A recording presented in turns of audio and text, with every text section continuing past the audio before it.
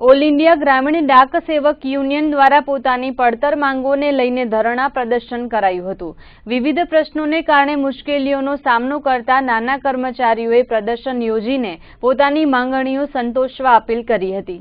Gujarat circle તરફથી કરાયેલા એલાનને પગલે કચ્છ યુનિયન દ્વારા હડતાલ યોજાઈ હતી, જેમાં ગ્રામીણ ડાક સેવકોનું શોષણ કરવામાં આવતું હોવાનું યુનિયનના અગ્રણીઓએ જણાવ્યું હતું।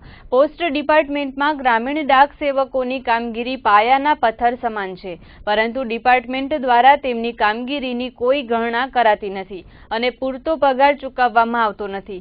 કોઈપણ પ્રકારના ટાર્ગેટ પૂર્ણ કરવામાં ગામડાના કર્મચારીઓને કામ કરાવવામાં આવે છે, પરંતુ વળતર ચૂકવવામાં પોસ્ટ ખાતું માનતું નથી, ત્યારે તેમની માંગો સંતોષાય તે માટે ધરણા પ્રદર્શન કરાયા હતા।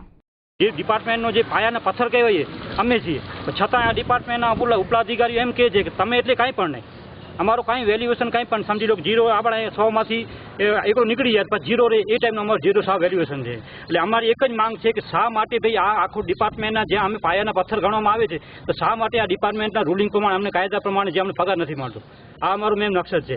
અને અમે એમ કહીએ છીએ કાંઈ પણ ટાર્ગેટ પૂરો કરવાનું હોય કે ભાઈ તમે ખાતા ખોલો, આરપીએલ પોલિસી કરો, તે જે વિઝન કરવામાં આવે છે એ આખા ગામડાના કર્મચારીઓ વિઝન કરવામાં આવે છે। જો ગામડાનો કર્મચારી આ ડિપાર્ટમેન્ટ ઉત્સાહ હોય તો પછી શા માટે એનું શોષણ કરો?